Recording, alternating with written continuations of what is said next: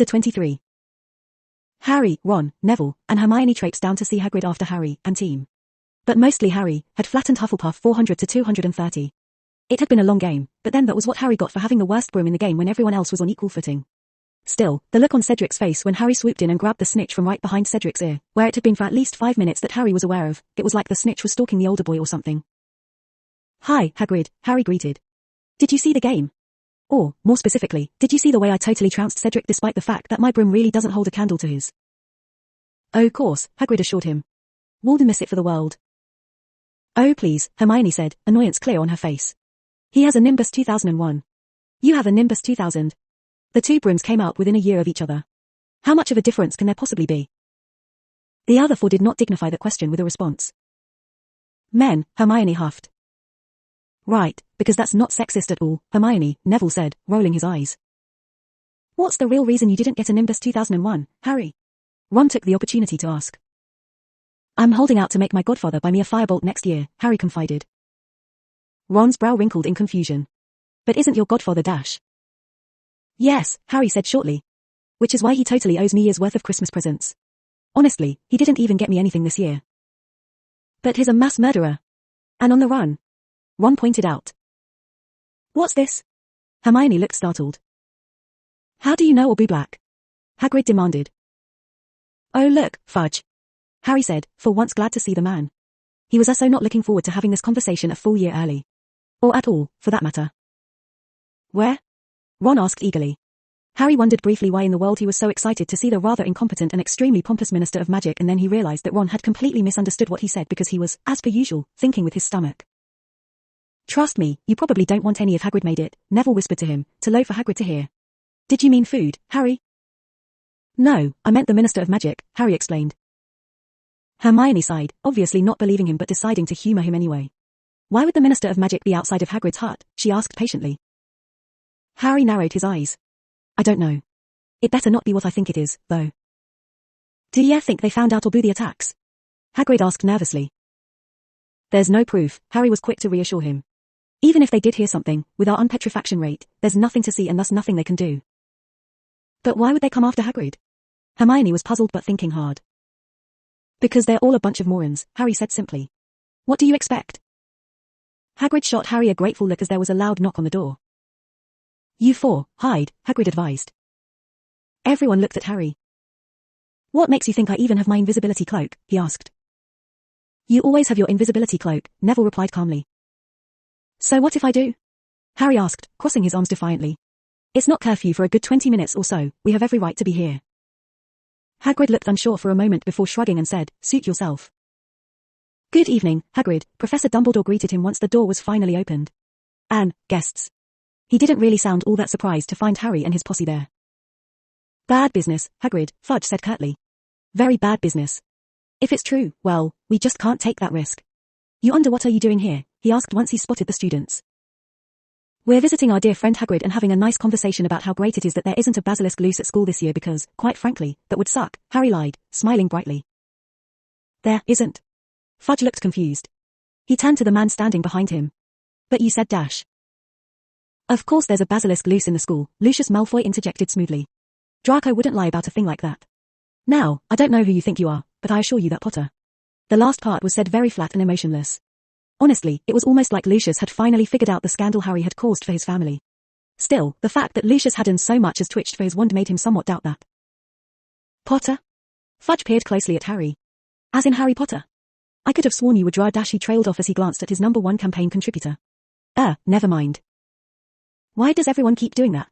Lucius asked idly. "Did you guys have a point in being here?"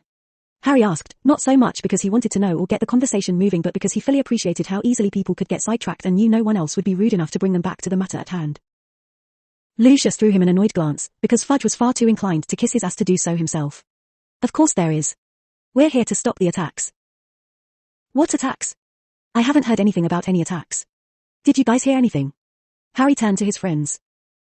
"Nope," Ron said immediately. "Not a thing," Neville concurred. "Was anyone hurt?" Hermione asked, rather than outright lying to an authority figure. Fudge looked a little embarrassed. "Well, no. But basilisks are serious business." "So they are," Harry agreed, looking appropriately puzzled. What attacks are you talking about, sir?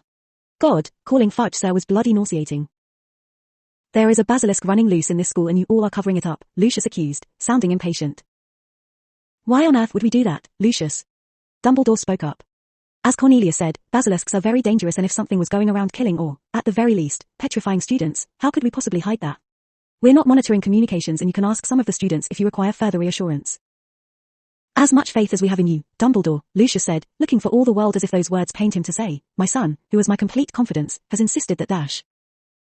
I'm sure he has, Harry interrupted. But if that were true, then why hasn't anybody else said anything? Or do you honestly think that people are more afraid of getting in trouble for telling than of a giant bloody snake? Are you calling my son a liar? Lucius demanded. Of course not, Harry replied, shocked. He never was one to be the pot calling the kettle black, after all. In fact, Draco's a friend of mine. I'm the one who gave him that advice about illegal search and seizure, you know. But I would also like to point out that Draco is also claiming to be the heir of Slytherin, so perhaps that's why he's talking about a basilisk. My son wouldn't dash, Lucius began, angrily. Mr. Malfoy? Ron waited until Lucius looked over at him. Your son is 12. Lucius flushed angrily and Ron looked quite pleased of himself. Regardless of the, validity of these claims, Fudge, who was looking disappointed at the turn of events that didn't appear to being leading to him getting to arrest Hagrid and making Lucius happy, began. The fact remains that claims have been made, and from a reliable source from a good family. Therefore, investigations must be made. By all means, Dumbledore said magnanimously. Would you care to accompany us, Hagrid?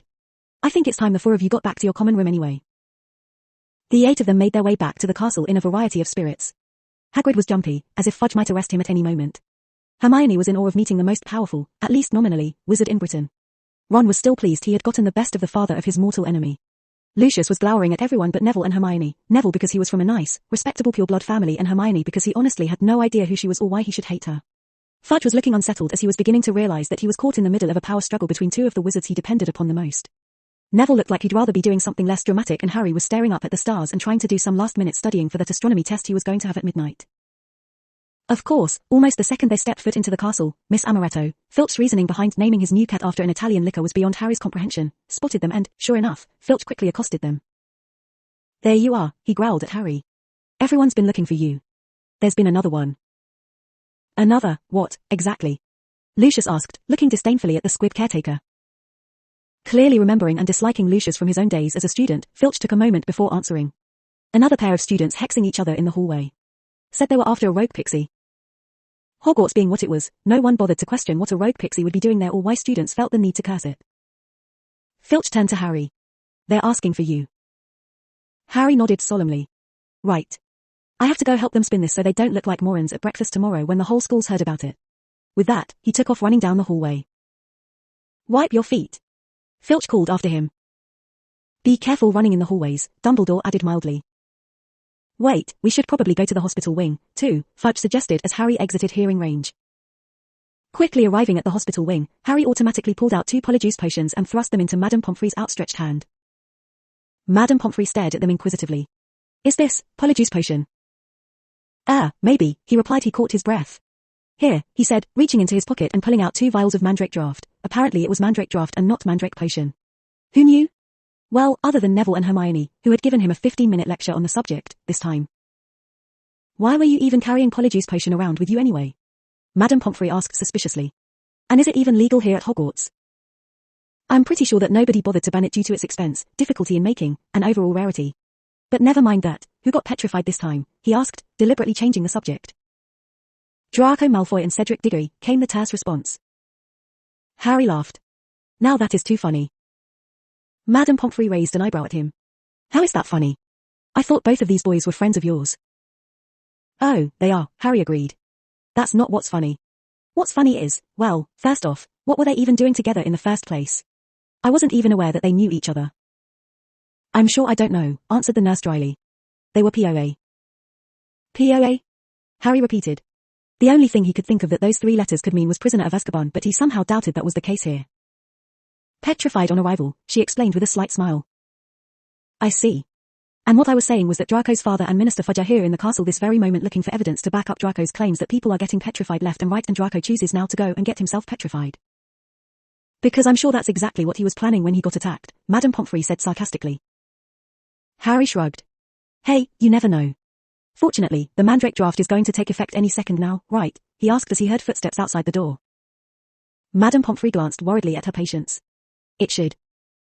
Just as the door to the hospital wing swung open, Draco and Cedric were blinking sleepily. Dad? Draco asked confused. He quickly realized that there were other people in the room. At some point, however, Harry's friends had clearly been sent back to the common room. I mean, Father? What are you doing here? I think the more appropriate question is, what are you doing here? Lucius asked, a little concern inadvertently slipping into his voice. I was. Draco paused, trying to remember. Pixie, Harry coughed. Cedric, thankfully, got Harry's meaning instantly. We were comparing seeker strategies in the hallway when all of a sudden this little blue pixie comes out of nowhere and starts attacking us. Neither of us could think of a pixie banishing charm off the top of our heads, so we tried to freeze it, but it kept moving, so we missed and hit each other, he told them, sounding very responsible and convincing. No wonder he was a prefect. Was he head boy as well? Harry couldn't remember. Is that true, Draco? Lucius turned a critical eye to his son. Still looking a bit out of it, Draco looked from his father to Harry indecisively. Yes, he finally said. Are these two your only patients, Madame Pomfrey? Dumbledore asked, polite as ever. Aside from a fourth year who managed to turn her ears into carrots, yes, they are, the nurse confirmed. You don't mind if we make sure of that, do you? Fudge asked, walking further into the room. He soon found his path blocked by an irate school nurse, however. Minister, I hope you're not suggesting that you think I am hiding patients, she began heatedly, advancing on him menacingly. No, Fudge tried to defend himself, but she was having none of it. Of course, if I was going to hide them, it certainly wouldn't be in the hospital wing, now would it? Why don't you go check for them in a broom closet? Or on the roof, she suggested icily. I believe you, Fudge insisted, quickly retreating. Thank you, she said. Now, if you don't mind, you're disturbing my patients. With that, they had no choice but to leave. Faced with absolutely no evidence of petrifaction or really anything out of the ordinary going on, save, perhaps, the freakishly empty hospital wing, Fudge and Lucius were forced to leave as well, extremely embarrassed for making so much commotion over something that everyone else was pretending wasn't happening. Harry idly wondered what would happen when the truth came out, and it would come out, as per his deal with Lockhart, but realized that as a second year, it really didn't matter to him one way or the other what happened or how it looked for the school because he was technically too young to be expected to deal with that. As a second year, it was fully understandable why he started screaming the minute Hagrid slipped them that cryptic follow the spider's advice that would never, ever lead to anything good. It was actually a good thing that Lucius and Fudge had already left. After all, it wouldn't do to get people questioning his sanity any sooner than they had to. Dear Merlin, this basilisk is a menace. Draco was heard complaining during their next potions class. Does that mean that you've renounced your evil ways as heir of Slytherin? Harry asked innocently.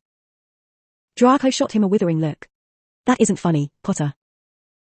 Oh, I know it isn't, Harry said, trying to placate him as Draco only ever called him Potter when he was really annoyed. It's just that, half the class genuinely believes you to be the heir of Slytherin and therefore really want an answer to that question. Draco stared at Harry. You're serious? No, I'm Harry, Harry said before he could stop himself. Draco looked at him quizzically. What dash? Never mind, moral obligation, you wouldn't understand, Harry said dismissively. So, once and for all, since you totally got petrified, are you or are you not the heir of Slytherin? Having been subject to Harry's no you are or no you aren't line of questioning that he got from the movie Clue, Draco wisely chose to reply in a fuller manner. I am not the heir of Slytherin. If Harry can still be the heir even when he has an alibi, then surely Malfoy can have the basilisk attack himself, Ron objected. Ron, shut up, Hermione elbowed Ron hard. She obviously understood how pointing out that Harry could still technically be the heir was not, under any circumstances, a good plan. What do we have here? Snape asked silkily, coming up behind them.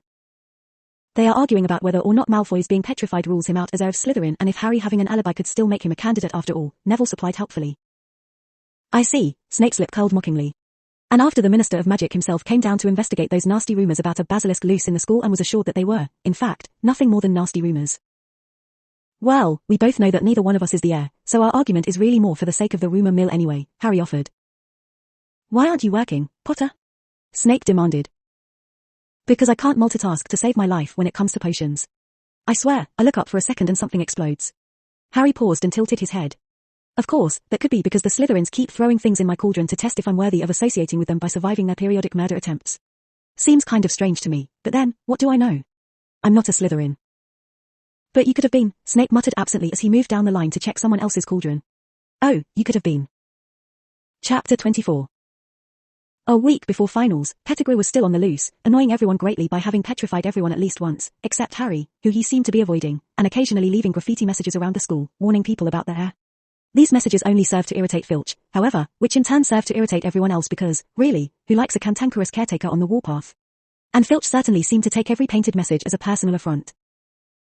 Harry was just on his way back from another grueling session of refusing to study for finals like everyone else and was feeling quite pleased that he'd managed to run away from the library the minute Hermione's back was turned.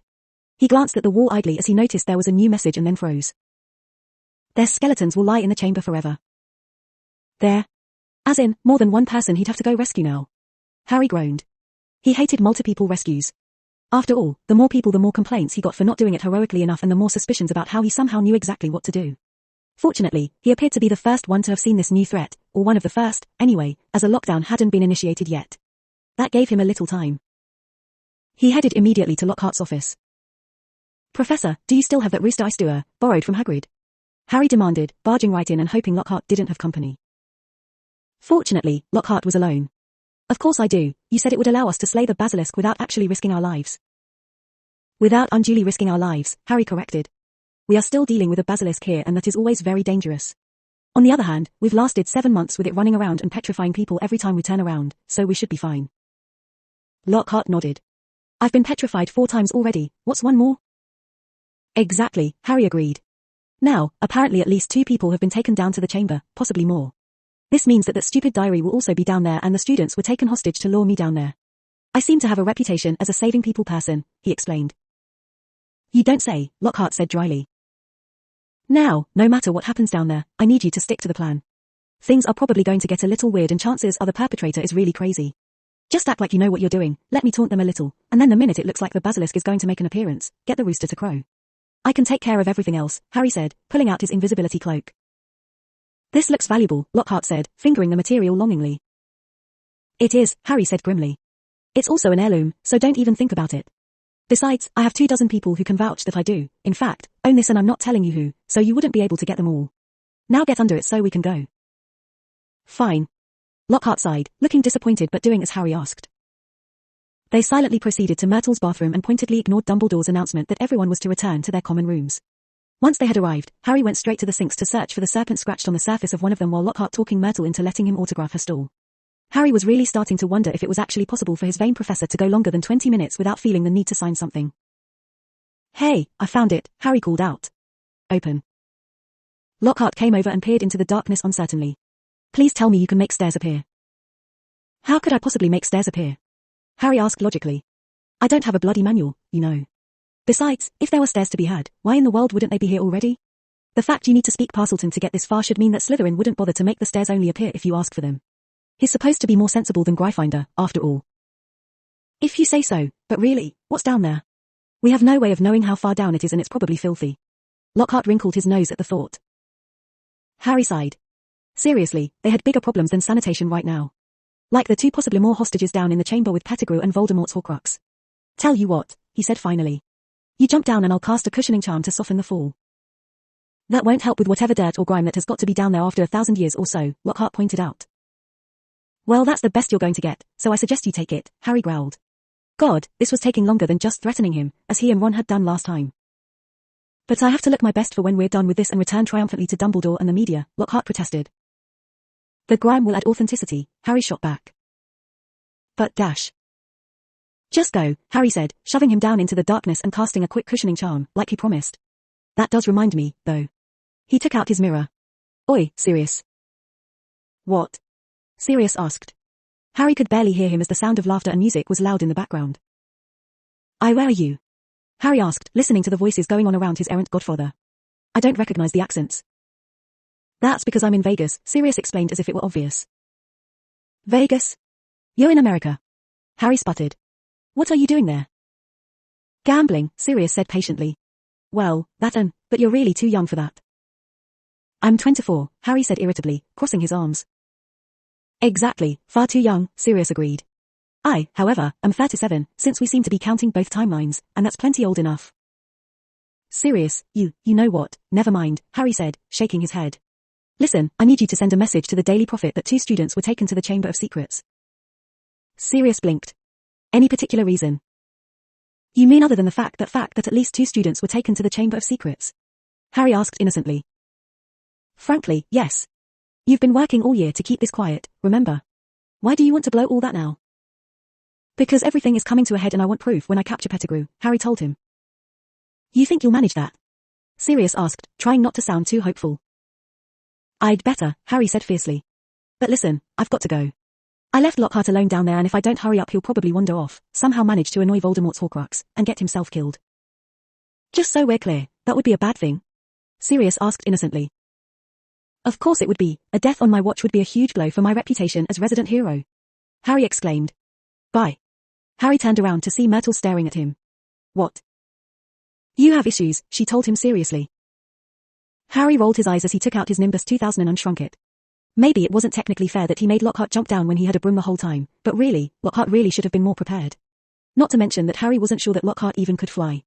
After all, if he could, then he probably would carry a broom around with him at all times just so he could escape any situation if need be, seeing as how he was a dreadful coward.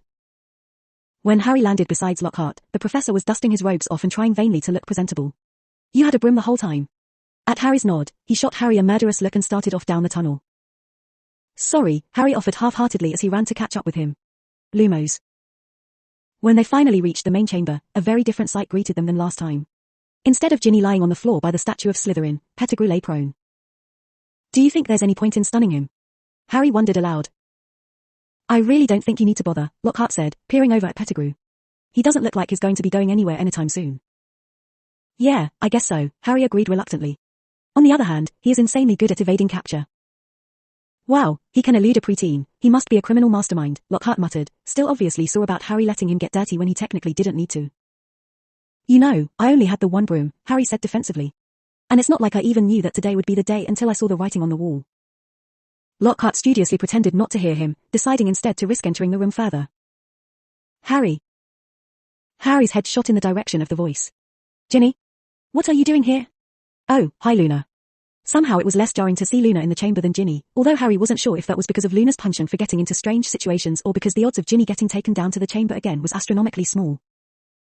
We were just on our way back from visiting the Thestrals when a short bald man ambushed us, muttering something about how he's getting too old for this and felt vaguely like a pervert for kidnapping two young girls and then I think he stunned us because we just woke up a couple of minutes ago, Luna explained. For the record, I am never going to go visit the Thestrals with you ever again, Ginny said decisively. That's hardly fair, Luna objected. He seemed to be waiting for you and took me just because I was there. If anything I should be the one who doesn't want to spend time with you anymore. It's not because of the kidnapping, Luna, Ginny sighed. It's just that I can't actually see your creepy zombie horses and so going there and watching you pet them and feed them raw steak and seeing it get ripped apart by creatures I can't see is just kind of weird and not really my thing. Oh. Luna paused for a second. You could always watch somebody die, she suggested. Luna. Ginny exclaimed scandalized. I can't do that. Why not? Luna asked reasonably. Just go to St. Mungo's and ask them for help. People are always dying there. That's not a very good recommendation for a magical hospital, Harry interjected. Luna just shrugged. The more you know about magic, the less you tend to know about medicine, so it's great for injuries, but if you ever have any illnesses, particularly muggle ones, you're out of luck. But of course, the more you know about magic, the less you tend to respect muggle treatments. That is really depressing, Harry said flatly. Another shrug. It's the atmosphere. He won't wake, said a soft voice. Harry looked over to see Lockhart nudging Pettigrew gingerly with his foot. I don't really care if he wakes up, I just need him alive, Harry replied. Come to think of it, I don't even need him alive, do I? I just need him nice and unexploded. I'm fairly sure he's still alive, Lockhart called out helpfully. Yes, he is, Tom Riddle agreed. For now. Why in the world are you killing the one guy stupid enough to follow you even when you're nothing but a disembodied spirit? And you're not even that, are you? You're just a diary filled with plenty of teenage angst. Riddle glared at Harry but didn't respond, instead twirling Lockhart's wand between his fingers. Why in the world had Lockhart set that down? This was going to make it harder. Although, on the bright side, it wasn't a compatible one so Riddle wouldn't be able to use it as effectively as he'd used Harry's. I do hope you plan on taking me seriously, Harry Potter, Riddle said. Wormtail told me you don't do that often, but I've waited a long time for this, for the chance to see you, speak to you. If you want to know how I survived the killing curse, the answer is none of your businesses, Harry replied politely. I don't think you quite understand, Riddle said slowly. I am going to kill you. That is inevitable and nothing you can do will change that. Wormtail will also die. I need his life force to bring myself into reality. Those two young girls, however, don't have to die.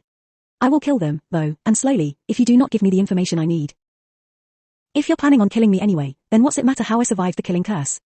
Just use a different spell, Harry suggested, eyeing the wand in Riddle's hand warily and wondering if perhaps it wasn't the best idea to go at Voldemort's young self to kill him. Do you have any idea how boring it was, having to listen to the silly little troubles of such a silly little man? He'd been writing in the diary for months, telling me all his pitiful worries and woes, how Sirius Black escaped from Azkaban and was going to kill him, how he might convince Remus Lupin of the truth about what happened to the Potters, how he couldn't even reveal himself to be alive without proving a traitor, how every one of my followers would see him dead leading to my downfall, how no matter what he tried, he just couldn't get that basilisk to kill someone. Well, I'm sorry you were bored, Harry deadpanned. Though, seriously, if that's the worst inconvenience you had, you're pretty lucky.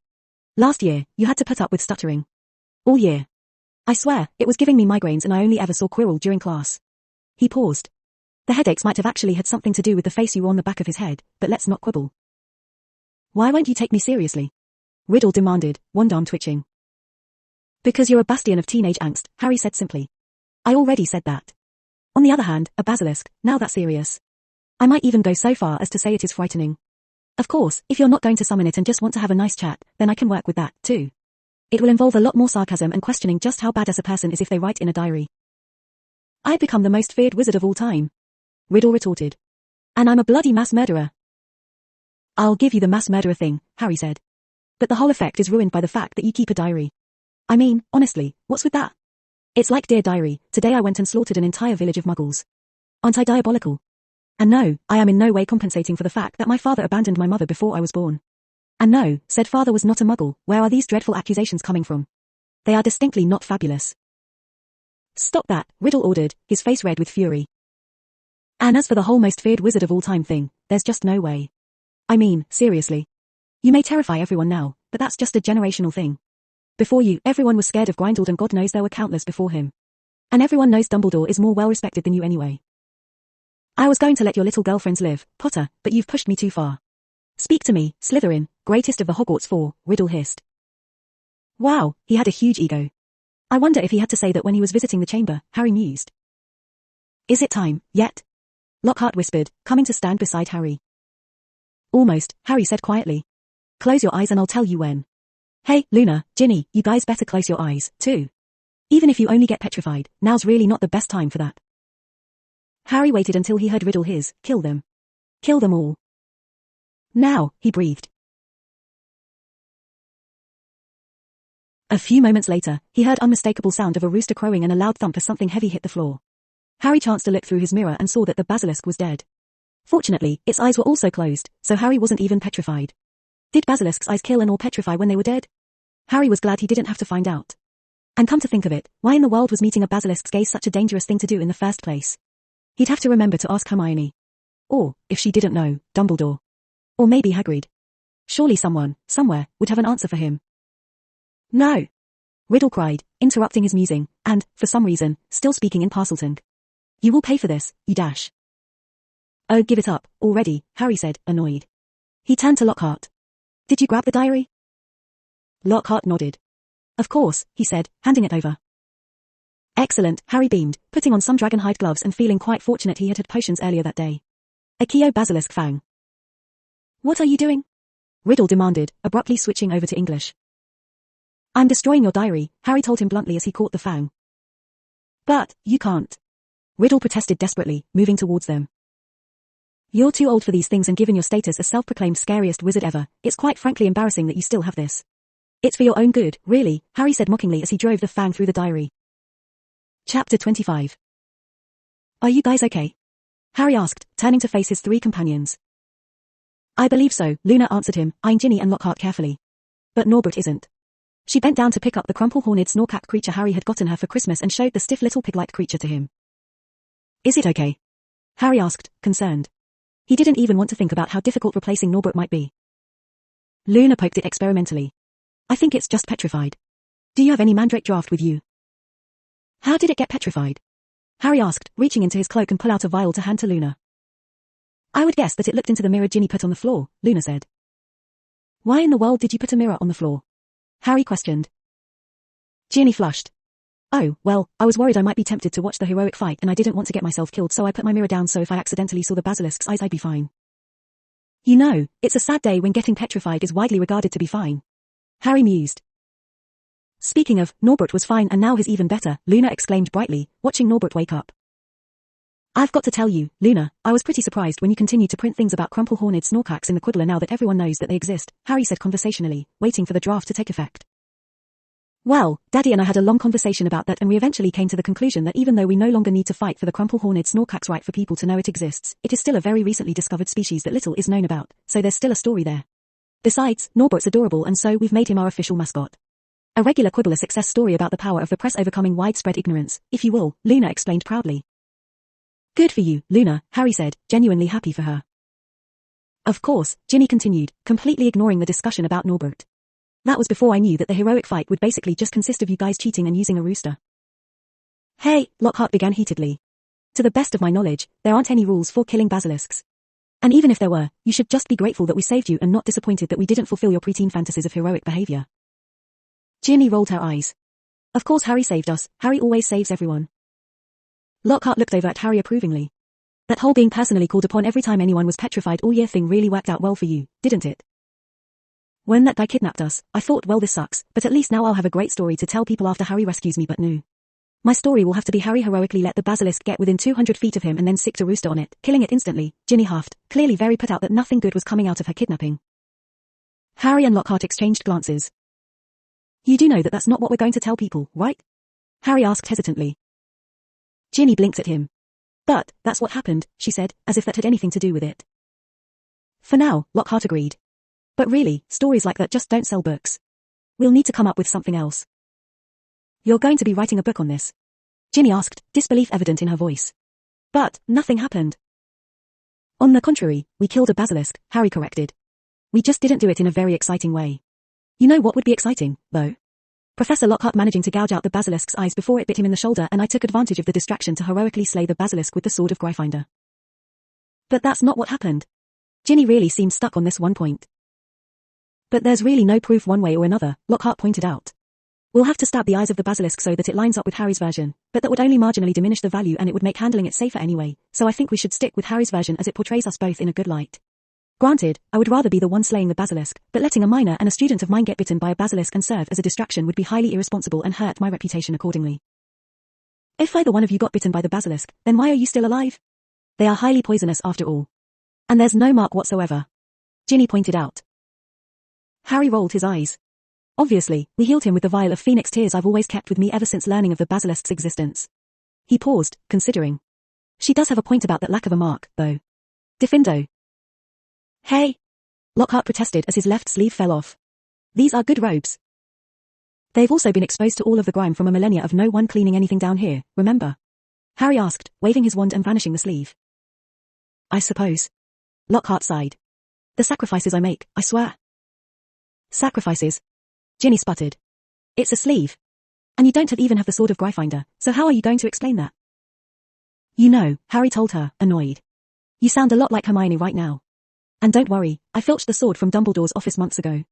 He pulled the miniature sword out of his pocket, unshrunk it, and then cut through the basilisk's mouth to both infuse the sword with basilisk venom and to make it look like that caused the death in case it should ever come up.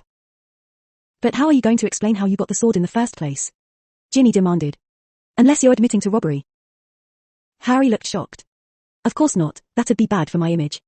I'm going to say the Sorting Hat gave it to me in my time of need. Things like that have happened before with the Sorting Hat providing what people need in a time of crisis, so Dumbledore should buy that. Harry held up his hand to forestall her next question.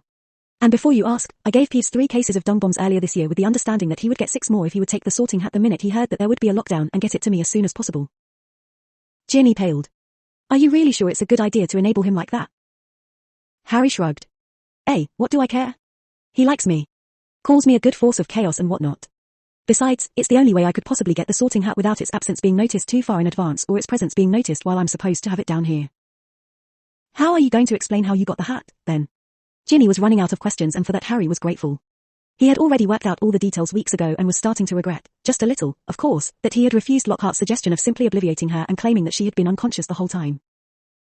Fawkes, Dumbledore's phoenix that he can't possibly have kept an eye on this entire time, brought it to me for showing great loyalty to Dumbledore down here, Harry said smoothly. What? It's the kind of thing that he'd eat up, Harry explained. So how about it? Ginny looked torn.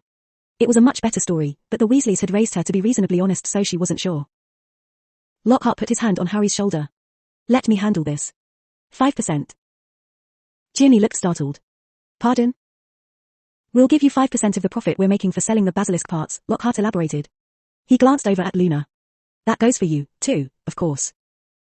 Oh goody, Luna said. Just think of the funding for future rare creature hunting expeditions. Well, right then, Lockhart looked a little thrown. So what do you think, Miss Weasley? Are you sure Professor Dumbledore would let you sell the basilisk?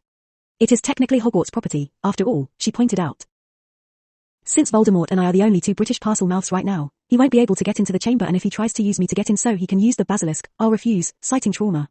Besides, Professor Lockhart already made arrangements for this to be taken care of, so all we need to do is send the dead basilisk to his preserver, as such, and Harry waved his wand and the basilisk body disappeared accordingly, and they're completely out of Hogwarts grounds, and good luck proving where we got it from.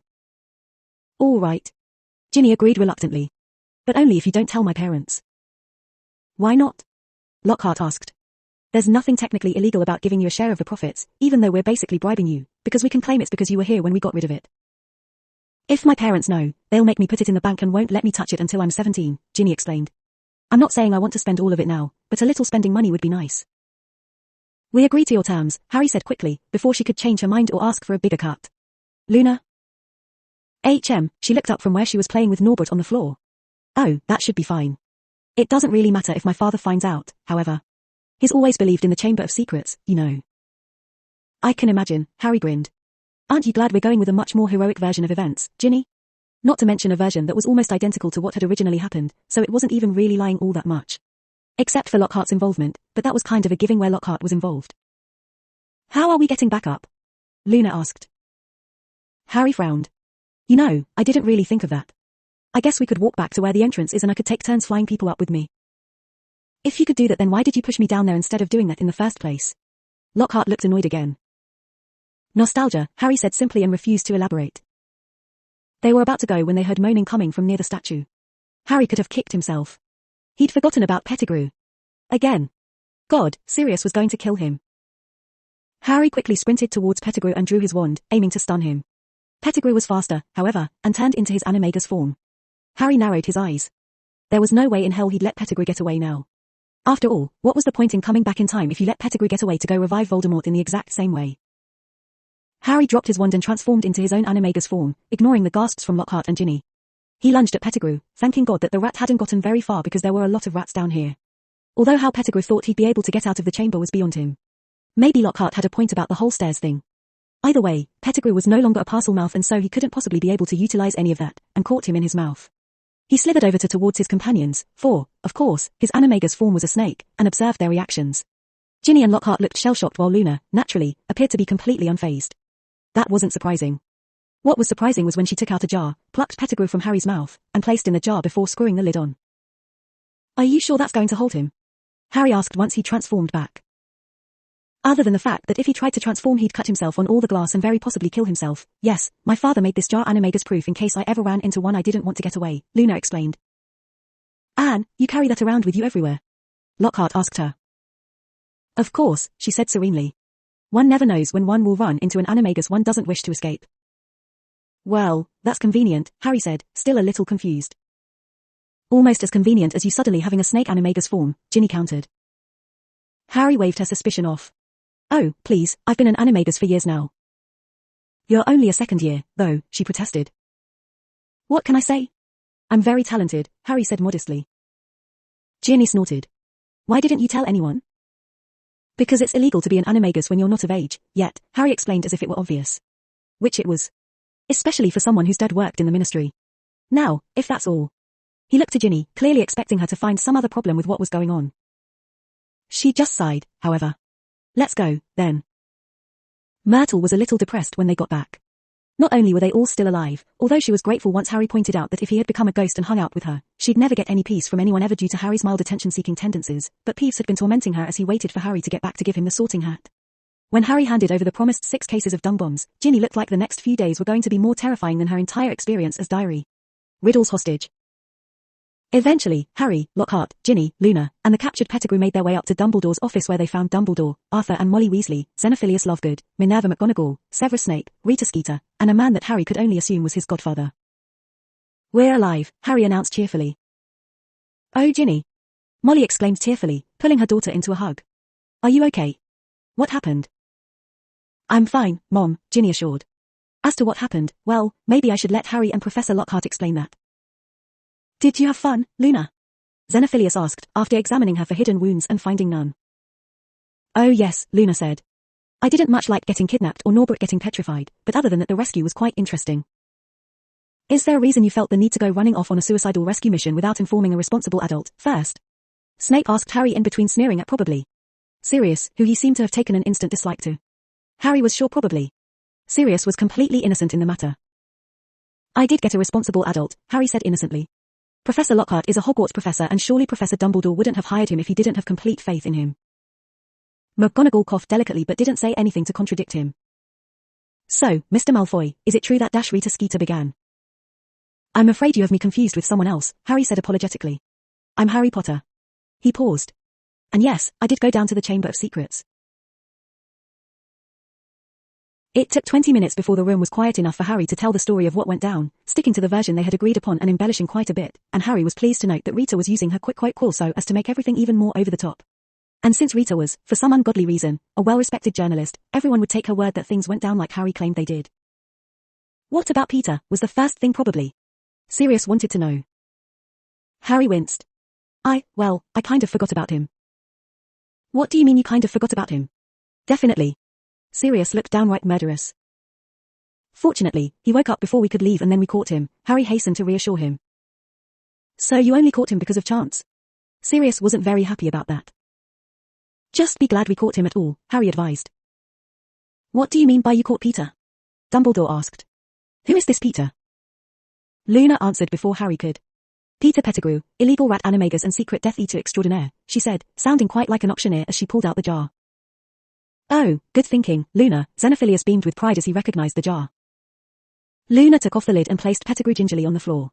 Before he could make a break for it, Sirius had his wand out and shot a spell at him to force him to revert back to human form. Peter Pettigrew. McGonagall gasped, firmly identifying him for the somewhat skeptical Ginny. But, you, and Black, he? You said you wanted to see me, Dumbledore? Fudge asked, flinging open the door to Dumbledore's office and followed, for whatever reason, by Lucius Malfoy. Peter Pettigrew. Didn't you blow up? As it happens, I did not call for you, Cornelius, Dumbledore said genially, taking this all in stride. But it's a good thing you're here. We were just about to question Mr. Pettigrew about his survival, shall we say? Severus. Would you? Snape nodded jerkily and moved towards the panicked Pettigrew to administer some Veritaserum. I wanted to tell you, Pettigrew said desperately. About my being alive. But I was afraid. Sirius wanted me dead and I was, very depressed after what happened with Lily and James that I just wanted to, lose myself. So you chose to be a rat? Lucius asked incredulously. Dear God, you really are an idiot, aren't you? Pettigrew opened his mouth to respond and Snape took that opportunity to force the drops of Veritaserum down his throat. I'll handle this, if you don't mind, Cornelius. Dumbledore asked politely. Seeing no objection, he continued, what is your name? Peter Pettigrew. Why didn't you tell anyone you were alive? Dumbledore began. I was afraid, Pettigrew repeated. Harry decided this would probably take too long if the extraordinarily patient Dumbledore was left in charge of the interrogation and he just wanted to get clearing Sirius over with before his Polyjuice potion ran out. Did you kill those muggles that died after Sirius confronted you about my parents' deaths? Yes. Everyone looked rather shocked at that. Well, except for Luna and her father who were never really shocked at anything and Lucius, who probably knew it all along. Are you a Death Eater?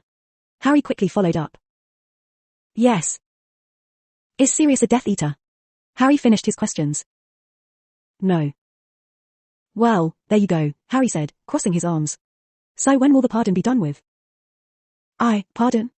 Fudge asked, confused. Well, naturally, Harry nodded. And I'd hurry up with that.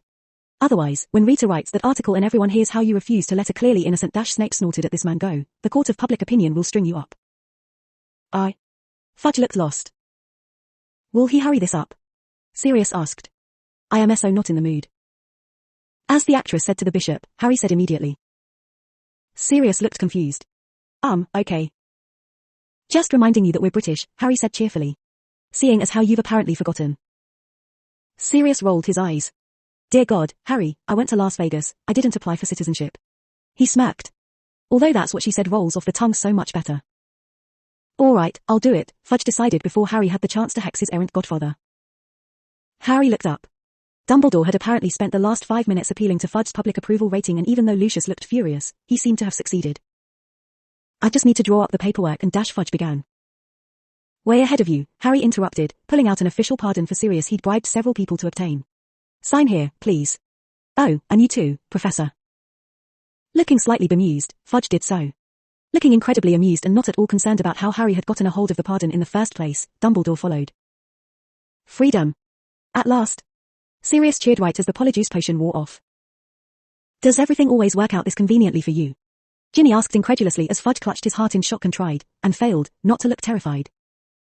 Pretty much, yeah, Harry affirmed. Lucius just looked disgusted before storming to the door, no doubt resolving to go look for a minion to support for Minister of Magic who was less influenced by Dumbledore.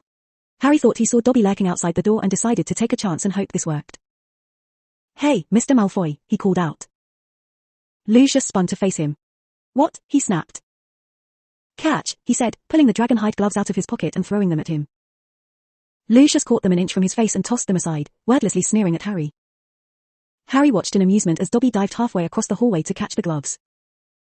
Let's go, Dobby, Lucius commanded, continuing to stalk down the hallway without checking to see that Dobby was following him. Eventually, when Lucius tried to hit Dobby over the head with his cane to make himself feel better about how spectacularly poorly everything in the office went, he noticed Dobby hadn't moved. He was holding up Harry's probably poisonous gloves like they were priceless treasures. Master has given Dobby gloves, Dobby said in wonderment. Master gave them to Dobby. What's that? Spat Lucius. What did you say? Dobby has got a pair of gloves, said Dobby in disbelief. Master threw them, and Dobby caught them, and Dobby is free. Lucius Malfoy stood frozen, staring at the elf. Then he lunged at Harry. You've lost me my servant, boy. But Dobby shouted, you shall not harm Harry Potter. There was a loud bang, and Mr. Malfoy was thrown backwards. He crashed down the stairs, 3 at a time, landing in a crumpled heap on the landing below. He got up, his face livid, and pulled out his wand, but Dobby raised a long threatening finger. You shall go now, he said fiercely, pointing down at Mr. Malfoy. You shall not touch Harry Potter. You shall go now. And Dobby thought you should know that the reason people laugh when they think you're not looking is because they think that bad Master Draco is not your son. Lucius Malfoy's eyes burned with outrage, but Dobby gave him no choice. With a last, incensed stare at the pair of them, he swung his cloak around him and hurried out of sight, probably to ask Narcissa some very awkward questions. Harry couldn't believe that after everything, Lucius finally managed to hear the rumors or that it was Dobby that finally told him. He would have done it ages ago, but he had promised Draco he wouldn't. Well, sort of promised. And besides, Harry knew it would mean more coming from Dobby. He headed back to Dumbledore's office where he heard Snape and Sirius arguing loudly. You tried to kill me. Sirius was yelling. We were at war. Snape defended himself. It looked pretty personal to me, Sirius countered. You proved you're a bloodthirsty killer when you were 16. Snape snapped. Molly and Arthur looked disturbed at that and Sirius quickly said, it wasn't that bad, really. And besides, you have got to learn to let these things go. Carrying around a decade's worth of resentment cannot possibly be good for you. Harry snorted. Hypocrite. Chapter 26. Despite himself, Harry quite enjoyed the impromptu all-night. The school is no longer at risk and we didn't even have to do anything party immediately following everyone's departure from Dumbledore's office. It was a bit late notice, but that was nothing more than cause for both anxiety and celebration for the Hogwarts house elves. As Harry had quite a flair for the dramatic, it was only natural that he was a gifted storyteller and so the entire student body seemed quite eager to hear Harry's tale, none more so than the thrill-seeking Gryffindors. He delighted in regaling his housemates with the official version of the tale, to Ginny's great annoyance, and only stopped when it came time for points to be announced. The minute Dumbledore started listing the current point tallies, Harry ran like his life depended on it to the Slytherin table again. Glancing at Harry oddly, Dumbledore nonetheless continued his recitation. In first place we have Gryffindor House with 638 points. In second place, we have Slytherin with 427 points. In third place we have Ravenclaw with 383 points. And in fourth place we have Hufflepuff with 358 points.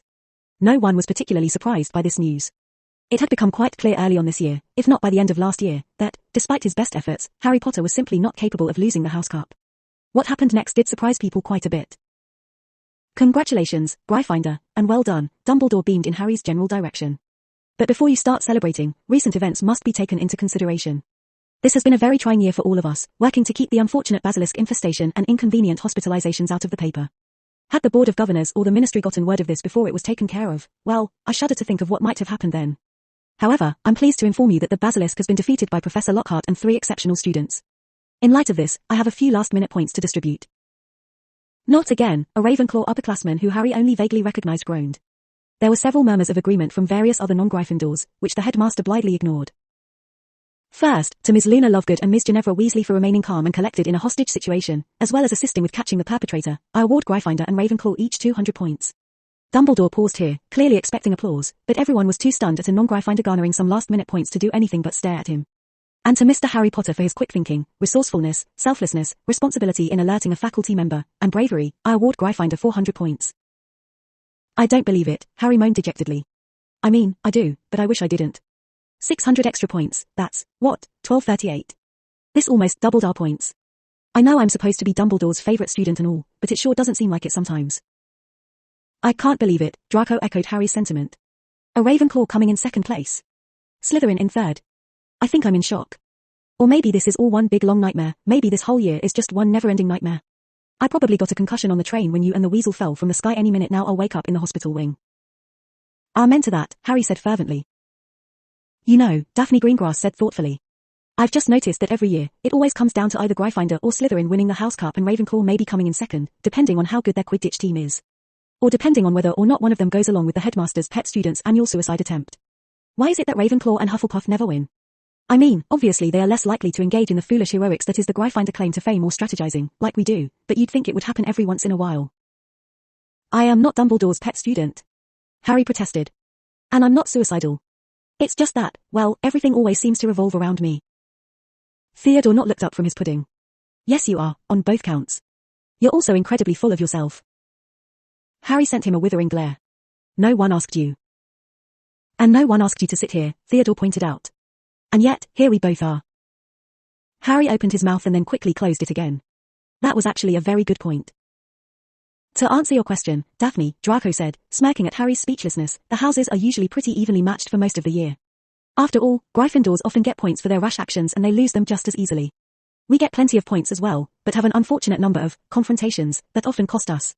Ravenclaws get points for sheer brilliance and the Hufflepuffs rake in their share by just consistently doing what they're supposed to do. At the end of the year, Gryffindors inevitably pull some big stupid stunt that will either succeed and propel them into first place or fail miserably and give Ravenclaw a chance to come in second. We go all out on our attempts to win points and in the absence of something like Harry slaying a basilisk or saving the Philosopher's Stone, we usually win. Ravenclaws are usually too busy studying to worry too much about how the House Cup would suit their overachieving nature, and as for the Hufflepuffs, what are they going to do? Do exactly what they're supposed to do more. You've put a lot of thought into this, Harry said, startled, as soon as he regained his powers of speech. Draco shot him an incredulous look. I'm a Malfoy. Surely you don't think we just get by on our looks and wealth? As it happened, that was exactly what Harry thought. It's all about strategy, Draco explained. There are a lot of very rich people and, with the resources magic affords us, a lot of very pretty people as well. If you want to have an edge, you've got to put some thought into it. Harry wasn't quite sure how to respond to that and so was quite relieved when Lockhart leaned over to say something to Dumbledore, who quickly stood up again. It has been brought to my attention that I have neglected to mention that once again, our defense against the Dark Arts professor will be leaving us at the end of the year. I am happy to report that, unlike his predecessor, Professor Lockhart is perfectly alright and will, in fact, be retiring to write his new book Baiting the Basilisk. Professor Lockhart has asked me to tell you that anyone who wishes to be quoted in the book should approach him before the end of term. Harry quickly glanced over at the Gryffindor table. Ginny looked mutinous. Guess she didn't want to be included in the book, then. Harry figured that he might as well say goodbye to Lockhart before he left, seeing as how he had put a great deal of effort into preventing him from getting brain damage that year. So how many people did volunteer to help with your book? Harry asked curiously. Easily 3/4 of the students. In fact, I may have to publish a separate book with all of their accounts. Lockhart looked delighted at the prospect. I'm not sure what I'd call it, though. Harry shrugged. Don't ask me, I'm not a wordsmith. Try asking Luna, she came up with Baiting the Basilisk after all. Yes, that is a clever title, Lockhart agreed. It's nice to see she's doing something to earn that 5%. Luna's naturally helpful like that, Harry said shortly.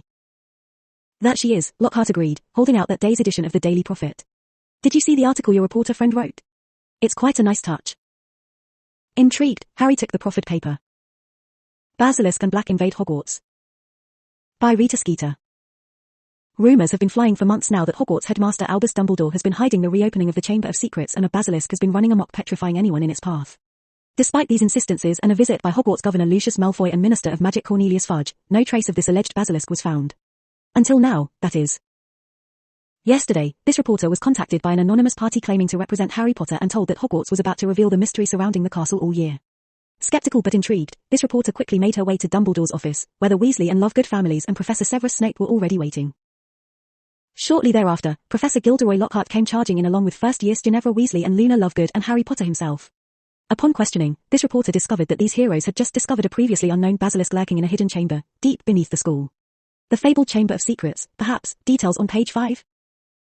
As Lockhart and Potter launched into their heroic tale, Details on page 3. It was revealed that the mastermind behind the Basilisk attack and kidnapping of Lovegood and Weasley was none other than Peter Pettigrew, long-dead war hero, Order of Merlin first-class recipient, and apparently illegal animagus.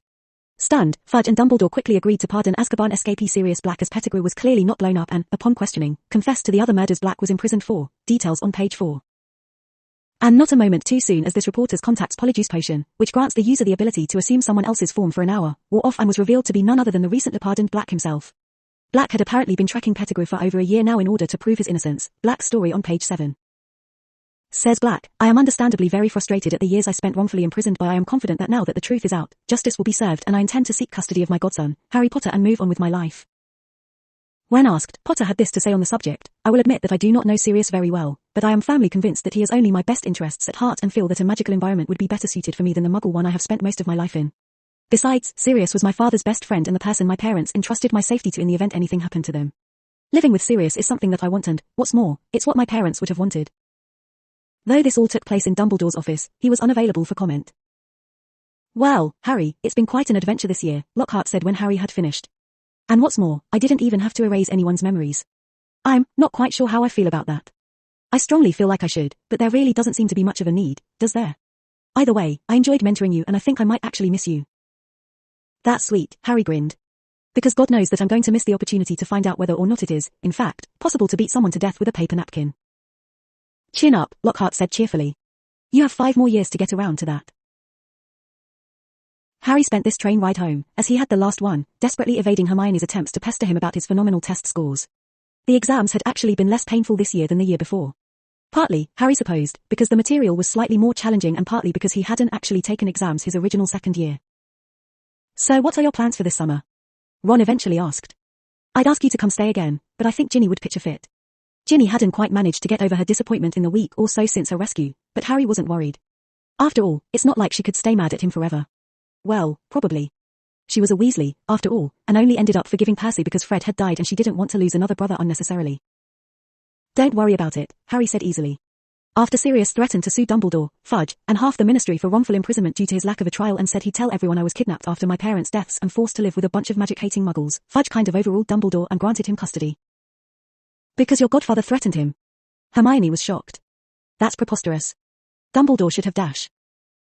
Dumbledore was probably thinking about his career. He is a politician after all, Neville pointed out. As is Fudge. Besides, as Harry's godfather, Sirius Black has legal rights to Harry should his biological family choose to give theirs up dash. Which they did, Harry cut in. The lawyer could barely get the words out before they agreed. Most people would assume this meant that they hated me, but Dumbledore got all teary-eyed and went on about how moved he was that they would give up the rights to their precious nephew in a sweet, if misguided, attempt to make him happy. And unless Dumbledore wants to explain to the Wizengamot and the wizarding population at large that he felt that a then 1-year-old and current 12-year-old is the key to defeating you-know-who, there's really nothing he can do, Neville concluded. But it's still not right. Hermione insisted. Harry shrugged. Yeah, well, neither is locking my godfather in prison for 10 years without a trial because he didn't want to have to cede custody of me. Hermione just gaped at him for a few seconds. I acknowledge this is a terrible miscarriage of justice, but surely you aren't suggesting that Professor Dumbledore could have done something different and didn't simply because he wanted you to be with people who hated you. I don't know, Hermione, Ron said uncertainly. He is the chief warlock even back then, not to mention the supreme mugwump. He probably could have done something. How can you say that? Hermione demanded. His Dumbledore. He dash.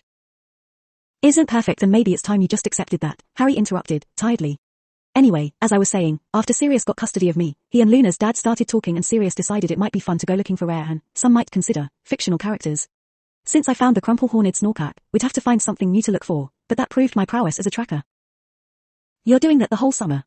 Neville said, his voice carefully neutral. That's great for you. Oh, not the whole summer, Harry assured him. I also got an early start on my divination and saw that the Ron's dad will win the annual Daily Prophet Grand Prize Galleon draw and head to Egypt to visit Bill, so Sirius and I plan to spend a month there, as well. Win the Grand Prize? Ron sounded incredulous. You're going to travel to a foreign country for a month on the off chance your prediction comes true. Hermione sounded skeptical and Harry was fairly sure she was restraining herself from saying more. Well, I really just want to see Fred and George try and shut Percy in a pyramid, Harry admitted. But I'm sure I'll have fun, even if that doesn't end up happening. Harry dear. Mrs. Weasley gushed after she had greeted her own children. How nice to see you again. Hello Mrs. Weasley, Harry greeted warmly. Have you met my godfather, Sirius Black? Mrs. Weasley's smile became slightly fixed.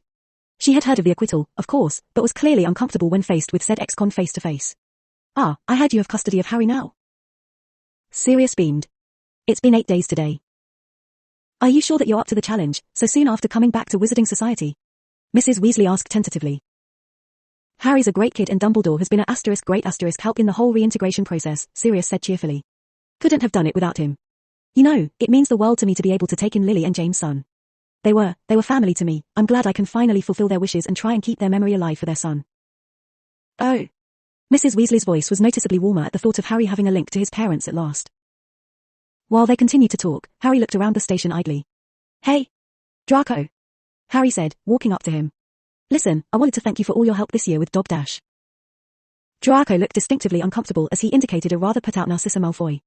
Harry, this is my mother. Mother, this is Harry Potter. Narcissa smile chilled Harry to the bone. A pleasure, I'm sure. Harry translated that to be something along the lines of you better hope you never run into me in a dark alley or so help me. What was the deal with her? Ready to go, Harry? Sirius asked, coming up behind him. Cousin Narcissa. How are you? If anything, her smile grew even colder. Sirius, I was so glad to hear of your acquittal. Now, if you'll excuse us. Wow, Harry said finally. I don't ever remember her so cold before. Well, that's because you never saw her with me, Sirius laughed. Ooh, what happened? Harry asked. Well, there might have been an incident 7th year during a Hogsmeade weekend when she was out with her boyfriend involving a frog, a bottle of pink hair dye, and a trampoline, Sirius admitted. Do tell, Harry encouraged. First of all, I fully deny any and all involvement. My presence, along with James, Remus, and he who is not worth mentioning, was completely coincidental. As was James' camera. It all started when... And with that, Godfather and Godson headed off to what promised to be the carefree summer either of them had had for quite some time.